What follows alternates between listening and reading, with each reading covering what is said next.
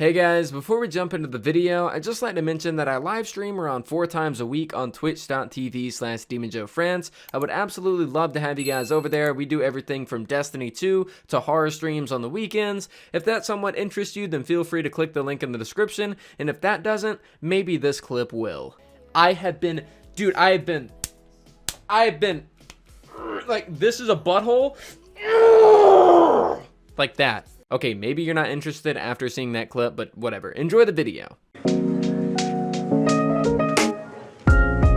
Ladies and gentlemen, Season 14 is almost upon us. It's about 2 weeks away now, in fact, and what better way to celebrate a new season coming to Destiny 2 than taking a look at every single thing that we know about this season thus far. Of course, I know this goes without saying, but I'm gonna say it anyways. Major spoiler warning for the information ahead. In today's video, we have a ton of stuff to be going over. I got a bunch of different timestamps down below. We're gonna be covering everything that we know about the season's story thus far, everything raid related, PvE and PvP stuff, quality of life improvements, as well as all the information that we know on Transmog towards the end, mainly because we just recently got that news, and I know a lot of you guys probably already know that now. This video is probably going to be a long one, so go ahead and grab yourself a snack, strap on in, and if you are curious for anything Destiny 2 or Season 14 related, feel free to subscribe because your boy covers Destiny content every single week here on the channel. Without further ado, let's go ahead and jump into it, and let's talk about what we know about this season's story. Now,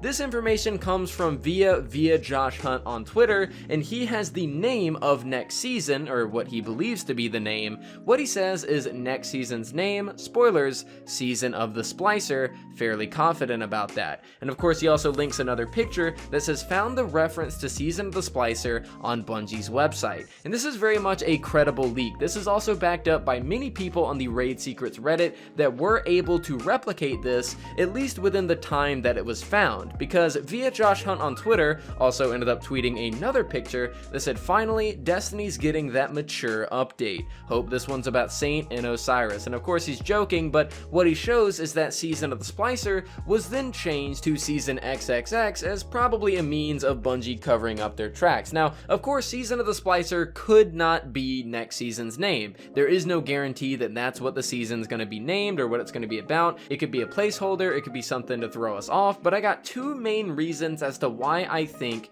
this isn't true, and Season of the Splicer is 100% going to be next season. So first off, let's go ahead and go over what the definition is of a Splicer. Let's go ahead and take a look. Splicers are a secret collective in fallen houses, charged with the augmentation of other house members with cybernetics, body hacking, bioengineering, unraveling technology, and enhancing the elixir species evolution. All fallen houses possess splicers filled with their best scientists and engineers. Skolas utilized the Wolf and Winter splicers to hack Vex technology when he broke into the Vault of Glass to later pull the House of Wolves forward in time. Of course, this was during the House of Wolves DLC.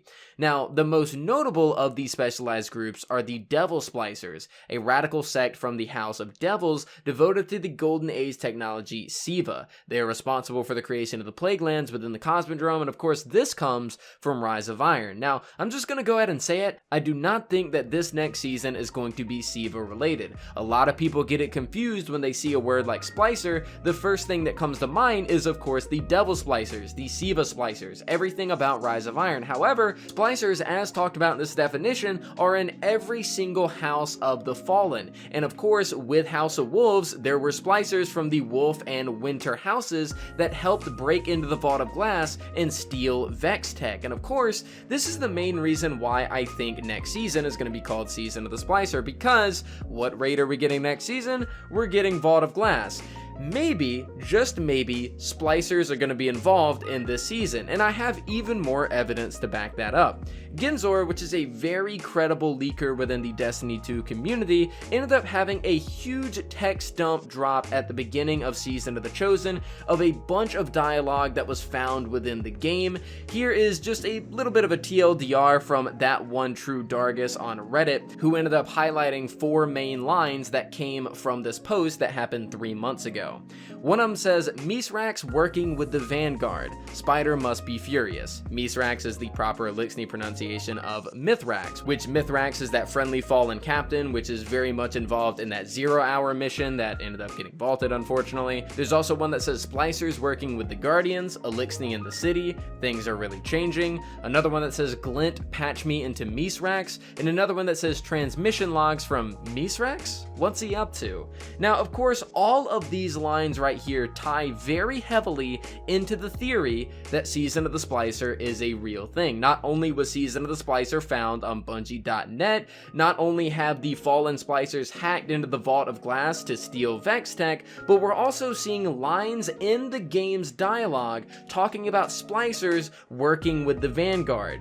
Could this possibly tie in to the Fallen and the Guardians working together to stop the Vex with whatever's going on in the Vault of Glass? If you ask me, that's exactly what next season's going to be about, and honestly, there is a lot of evidence to back this up. Now, that's pretty much everything that we know specifically about next season's story. The only other thing that we know that is of a general kind of importance is the fact that Ikora is also going to start playing a role in Destiny 2's story, starting with this season. Bungie says in this right here, some of you have noticed that Ikora Rey has not nearly been as present recently in Destiny 2, we've missed her as well. Not only will you see Ikora again in Season 14, but she'll be playing a pivotal role in the Witch Queen DLC. So of course, we will be seeing more from Ikora as well, on top of all the information that we just covered here right now. Now, moving on over from the seasonal story stuff specifically, let's go ahead and talk about everything that we know about the raid. Now, of course, the raid that we're going to be getting in Season 14 is coming straight from the Destiny content vault, and that of course is Vault of Glass. Now, what Bungie has said about Vault of Glass is that they are updating it to meet the Destiny 2 difficulty with raid standards, so it's not going to be just an absolute breeze. They also say that we are indeed going back to the depths of Venus specifically. Vault of Glass isn't going to be taking place somewhere else, so perhaps we will be on Venus in some way, shape, or form. I do not think that they're going to be unvaulting Venus entirely, but we may be able to actually see the beginner area again whenever we do run this raid. Of course, they also say that Vault of Glass will indeed have contest modifier for the first 24 hours, and there will be a world's first race for this raid for any of you guys that are interested. Bungie also mentions that they wanted to add a master version of the Vault of Glass, and they will be doing this for all future raid and dungeon content. This of course will be including stuff like adept gear in these raids and dungeons, but they couldn't commit to the Season 14 time frame, so we will be seeing a master version of Vault of Glass, but unfortunately not during Season 14. Now, we also have some information about the loot that we're going to be finding within Vault of Glass. Now, this information comes back from January 4th, around the time that Coldfront was available during the Dawning. This is what Joe Blackburn had to say. Wanted to give a quick update on Coldfront. The Dragonfly perk was not designed to work with kinetic weapons and causes some technical errors. Because of this, and in the upcoming patch, all Coldfronts with the Dragonfly perk will have it replaced with Swashbuckler. What he says under this though, sorry for the late breaking timing on this. We try to keep our winter holiday time sacred at Bungie. For those of you hungry for a fly perk on a legendary kinetic, you might be interested in checking out the Vault of Glass when it comes to Destiny 2 later this year. Of course, DMG responds and he says, Firefly you say? I like explosions. This is pretty much confirming that not only are we going to be seeing Fatebringer in Vault of Glass, but we're also going to be seeing Fatebringer as a kinetic with, more than likely, Firefly instead of Dragonfly. Now, this is important for a few reasons, but the main reason that it's important is because more than likely we're going to be getting the exact same gear that we got in Destiny 1, which in my opinion is the right play here. I'm honestly okay with Bungie kind of altering a little bit of Vault of Glass in terms of mechanics and difficulty, but what I really wanted to see was the exact same gear from Destiny 1. And the best case scenario is that Bungie keeps the same gear from Destiny 1 and adds even more into the loot pool on top of that. But what we do know, at least here, is that Fatebringer will indeed be coming back, but we do not have any official word on Vex Mythoclast. But speaking of fusion rifles, we do have some word on this. The Reservoir Burst perk was talked about in a recent TWAB. They say it now increases magazine size in addition to other effects, and they reduce the full battery bonus damage from 33 to 25%. They say that upcoming content requires revisiting the power level of a damage perk that can be activated simply by having a full magazine. Wink wink, nudge nudge, say no more. So could this be in reference to the Vex Mythoclast or the other fusion rifle from Vault of Glass? Who knows, but it looks like we'll be seeing a little bit of this perk whenever the Vault of Glass raid returns. Now, moving on over from the raid stuff, let's go ahead and go over the general PvE information that we know about, starting off with something that I'm extremely happy about. Bungie says that next season, 3 new legendary weapons will be added to the Nightfall rotation, which will also receive the Adept treatment when Grandmasters become available. As such, Palindrome, Shadow Price, and the Swarm will be taking a hiatus for the first half of the season. When they return, all 3 will be available as potential post-game rewards when completing Nightfalls on featured weeks. I am so happy that Bungie is doubling down on the Nightfall playlist loot, or the Grandmaster playlist loot, because I have really enjoyed Grandmasters this season. Chasing a God-rolled Palindrome, chasing the Swarm, chasing the Shadow Price has just been so much fun, because there has been very much a lack of loot in PvE as of late. Of course, Season of the Chosen has definitely fixed that, but looking at Season of the Hunt, you know, loot hasn't exactly been plentiful as of late, and seeing that Bungie is finally adding more adepts to the game, giving me some in-game weapons that I can chase and you know, kind of grinding out some god rolls when I don't have much else to do, is absolutely fantastic. Honestly, I kind of wouldn't mind to see even more Destiny 1 weapons put into the Nightfall playlist as a way for Bungie to take those weapons from the DCV and put them into Destiny 2. Seeing weapons like the Hawks on here, maybe the Hung Jury, maybe the LDR Vanguard Sniper, you know, a lot of that stuff coming back to this game would be absolutely awesome to see via this playlist, because honestly, I know a lot of people would want an adept version of LDR. They would want an adept version of Hung Jury or the Hawksaw or any of those, because those weapons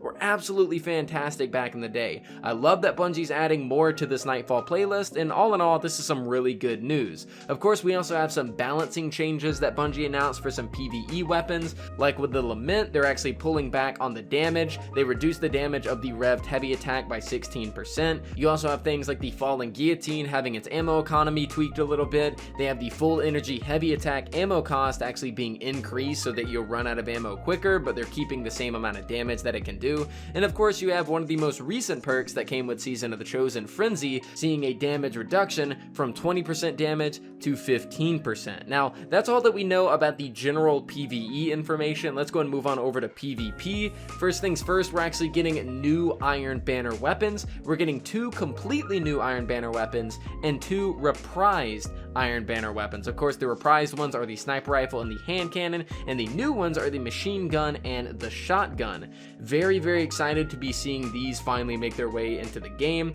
Of course, Bungie also says in the same TWAB that they released this information that they say, looking even further out, we're planning for some new armor in Iron Banner, but these sets won't appear for a few seasons, but we have heard your desire for some new digs. Once we have more information, we'll let you know. Until then, we hope you enjoy the new weapon. So unfortunately, we're probably not going to be seeing an Iron Banner rework. We're not going to be seeing any new Iron Banner armor next season, but we will be getting 2 new weapons and then 2 quote-unquote new weapons, which in my opinion is definitely nice, seeing as Iron Banner has felt super neglected as of late. Now, aside from that, we also had some huge news about the Fellwinter's Lie and the Astral Horizon receiving huge nerfs via the Quick Draw perk. Of course, Quick Draw is getting some big changes to it. They say the handling bonus is now removed 1 second after switching to the weapon or upon aiming down sights. And of course, specifically, they replaced Quick Draw with Surplus on new and existing drops of Fellwinter's Lie and Astral. So this is going to change the PvP landscape in a pretty big way. People are going to have to rock different mods, different exotics, and things like that to kind of accommodate for this,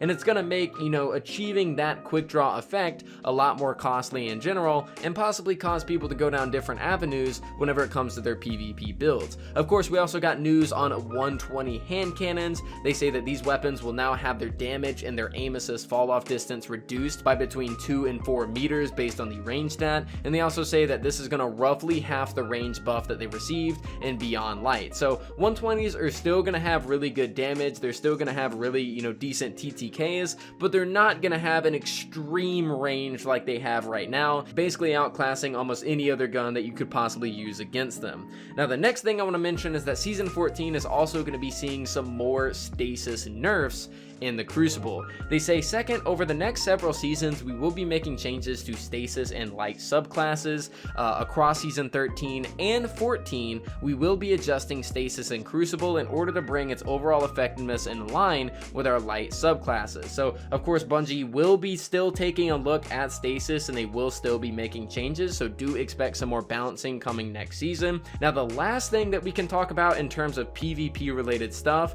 is actually some more perks that are going to be getting changed in the future. Bungie says that in the future they're going to be taking a look at perks like Iron Grip, Subsistence, and Unrelenting, and even more than that. So as we go into the future, chances are we're going to be seeing a lot more perk reworks being done, and hopefully for the better. Now, moving on from general PvP things that we know about next season, let's move on over to the quality of life changes that we're going to be seeing next season. Now, the first one is the most important one, and it's one that we're kind of already feeling the effects of, but of course this is them taking away the infusion caps on any weapons. They say starting in Season 14, we won't be capping the infusion on any weapons or armor that have not already reached the cap as of the start of Season 13. This means that you'll be able to take your Trusty, Fallen Guillotine, and all the high stat armor that you've earned this year to take on the raid in Witch Queen. Now, the reason I include this is because if you currently look at Destiny 2, you take a look at any of your gear, you will indeed see an infusion cap starting next season.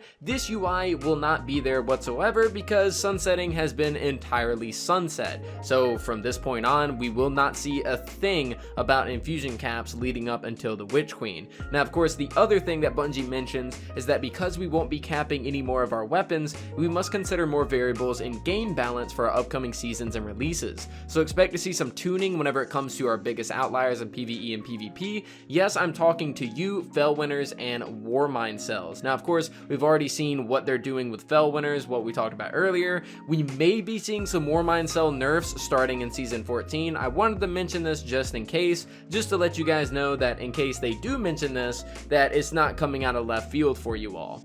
Now, the next most important quality of life change that's coming to this game is the fact that the leveling is going to be changing from every single season starting Season 14. This is what Bungie has to say.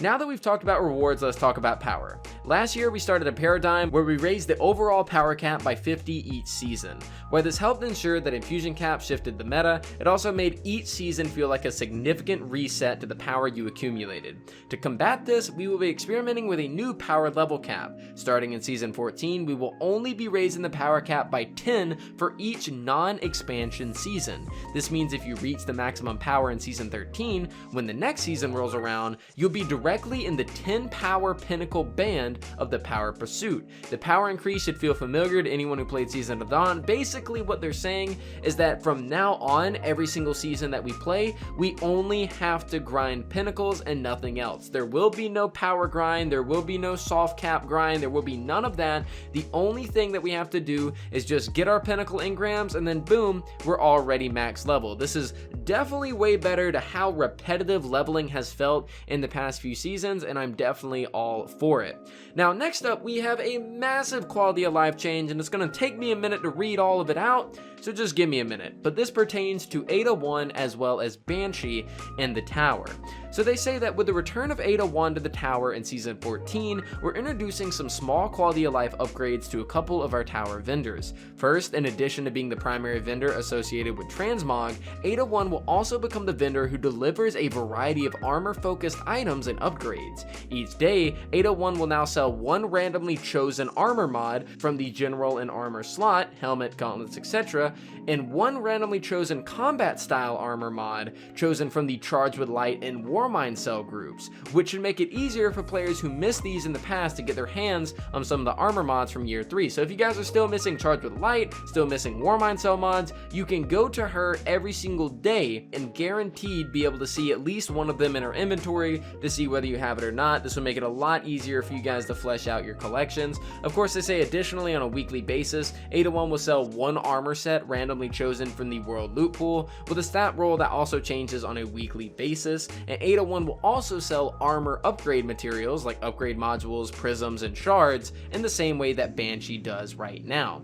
Now here's a bit of a Banshee 44 rework. They say that Banshee is getting a few revisions to his inventory as well. The gunsmith will no longer sell armor mods, but will retain the rest of the items that he currently sells. Additionally, on a weekly basis, Banshee will sell a selection of 6 weapons, randomly chosen from the weapons in the world loot pool. 2 kinetic, 2 energy, 2 power, with perk rolls on each weapon that are randomly determined every week. So at each weekly reset when you log in, you can head to the tower and see what the gunsmith is selling and maybe pick up a weapon with a roll that you're excited to use. For example, we could see something like the True Prophecy being sold with Rangefinder as well as Rampage just randomly from the gunsmith's inventory, and I very much like this. It makes the gunsmith into an actual gunsmith, somebody that you're going to visit on a weekly basis, and this is a really good quality of life change. Now, the next thing that I'm going to be mentioning is not 100% confirmed for Season 14 specifically, but I wanted to mention it because I'd honestly be surprised if it didn't happen.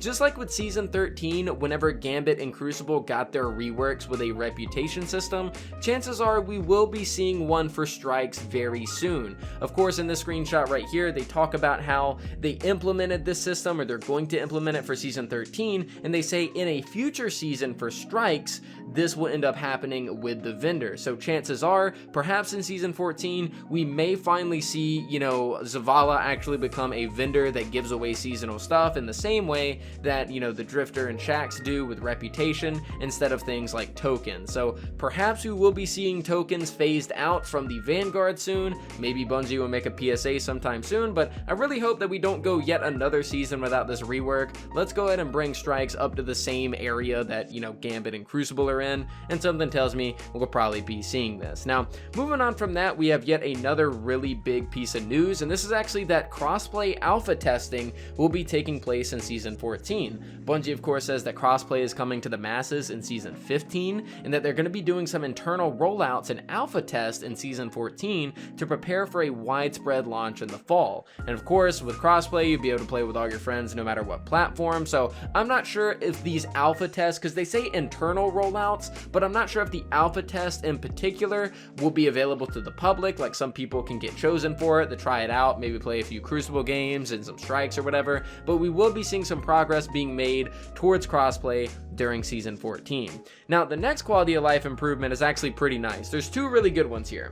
It's actually talking about Bastion. So Bastion is going to be getting a buff in the sense that it's going to be available in PvE, basically being able to intrinsically stagger unstopped champions. And the other quality of life improvement is that Bastion spread is actually going to be increased by 13%. And you might be asking, well, why didn't I put this in the PvP section? Well, Bastion is so annoying that them nerfing it in this way is actually very much quality of life for everybody. So I figured that I include it here. Now, next up, we also have some news about the Nightfall weapons and the Trials weapons and how these are going to be changed. They say in Season 14, we're making the following changes to Trials and Nightfall weapons and their adept versions, and this is only going to apply to new versions of these weapons and not previous ones. The Nightfall weapons, if you ever get one to roll with Bottomless Grief, it'll now grant a permanently active +30 to the magazine, and it's now a fixed alternate perk in the left column for adepts, so that means that you can swap between this perk and another perk whenever you do get it to drop. And for the Trials weapons, Celerity is also going to be granting a permanent active +20 to reload and handling, and that's also going to be a kind of optional perk that you'll be able to swap between whenever you do get this to drop on any of your weapons. Now, the last quality of life improvement that Bungie's making is actually the Phase 2 of title gilding, and this is basically just allowing us to get a number next to our title to basically show how many times that we've gilded it. So not the biggest of deals, but it is something that we're getting that is going to make title gilding at least a little bit better. although it could definitely use some more improvements than this. Now, the last thing that I want to talk about in today's video is of course about Transmog, and I'm going to try to make this quick because I've already made an entire rant video about this, but let's go ahead and jump into it. Transmog is coming in Season 14, and it's kind of a big deal. However, Bungie might not be implementing it in the best way possible. It's definitely better than not having Transmog. If you guys want to Transmog an item, you're going to have 3 different currencies that you're going to need to earn, and this is how you do it. You're going to need to defeat enemies to earn Synth Strand, then you're going to spend that currency on bounties from 801 that will then give you Synth Cord whenever you actually complete them. You're then going to go to the loom in the tower to convert the cord into Synth Weave, and then you can use that Synth Weave to unlock any armor from your collections as long as it's legendary quality or lower. So this very much implies that we will be able to transmog even common items, but we will not be able to transmog stuff like exotics. Now, unfortunately, transmog will be having a cap on it. In Season 14 specifically, we're going to be able to earn upwards of 20 uses per class of transmog. So 20 Synth Weave per class, meaning a total of 60 armor items, but they have to be per class. So you can't just do 60 armors on a Titan or 60 armors on a Warlock. It has to be 20, 20, 20, and every season after that will be 10, 10, 10. So very limiting. Not a fan of that, but I'm not going to rant about it in today's video. Of course, if you want to bypass this cap, of course, Transmog was built with Eververse in mind first and the players in mind second, so you will be able to purchase Synth Weave from the Eververse for 1,000 silver if you want to get 5 Synth Weave, or 300 if you want to get 1. Lastly, there will be changes made to shaders, where shaders will no longer be consumables but permanent unlocks. And they're also going to be costing more in the Eververse for Bright Dust. They're going to be going from a price of 40 to a price of 300 for absolutely no reason. And there's also going to be a Year 1 Eververse shader bundle that'll be available for Glimmer, no silver required. But guys, that is it for this video. My God. If you made it to this point in the video without skipping around or doing anything like that, I just gotta let you know, man, you got a fat cock. It's just massive and bulging, and if I keep saying anything, I'm gonna get demonetized, so I'm gonna stop. If you're a male, you got a fat cock. If you're a female, you got a fat cock. Thank you guys so much for watching. I really do appreciate it. This video took absolutely forever to make because there's just tons of information and tons of stuff to go over and yada yada yada. I appreciate you guys watching the video. It means a ton to me. Please make sure to leave a like on the video if you did enjoy it, and also subscribe if you're new. I make videos like this all the time. Thank you once again for watching, and I'll see you all next time.